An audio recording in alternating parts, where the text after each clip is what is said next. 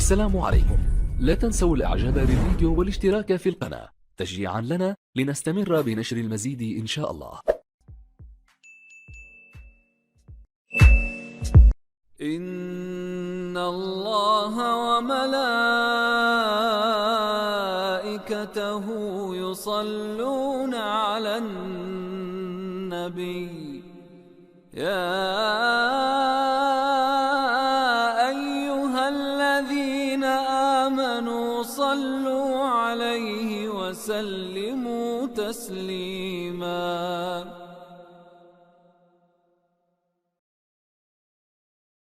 بسم الله الرحمن الرحيم. الحديث الثاني عن عمر رضي الله عنه أيضا قال: بينما نحن جلوس عند رسول الله صلى الله عليه وسلم ذات يوم، إذ طلع علينا رجل شديد بياض الثياب شديد سواد الشعر، لا يرى عليه أثر السفر ولا يعرفه منا أحد، حتى جلس إلى النبي صلى الله عليه وسلم فأسند ركبتيه إلى ركبتيه ووضع كفيه على فخذيه وقال: يا محمد، أخبرني عن الإسلام. فقال رسول الله صلى الله عليه وسلم: الإسلام أن تشهد أن لا إله إلا الله وأن محمد رسول الله، وتقيم الصلاة، وتؤتي الزكاة، وتصوم رمضان، وتحج البيت إن استطعت إليه سبيلا. قال: صدقت. فعجبنا له يسأله ويصدقه. قال: فأخبرني عن الإيمان. قال: أن تؤمن بالله وملائكته وكتبه ورسله واليوم الآخر، وتؤمن بالقدر خيره وشره. قال: صدقت. قال: فأخبرني عن الإحسان.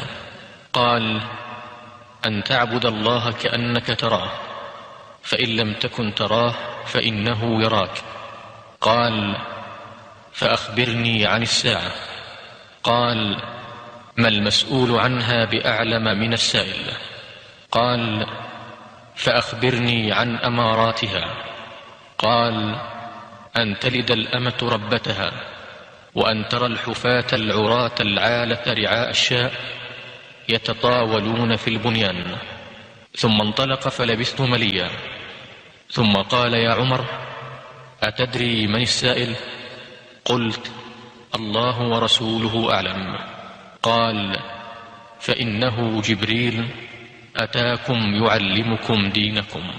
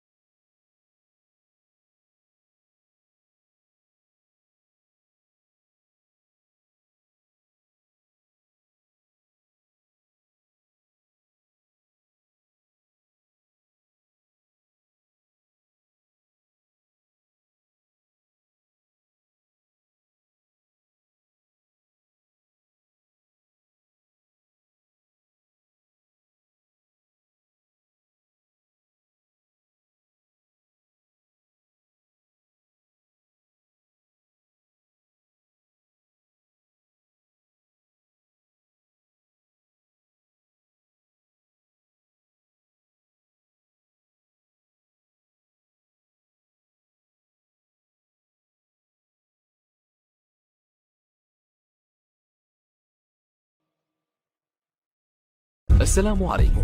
لا تنسوا الاعجاب بالفيديو والاشتراك في القناة تشجيعا لنا لنستمر بنشر المزيد إن شاء الله.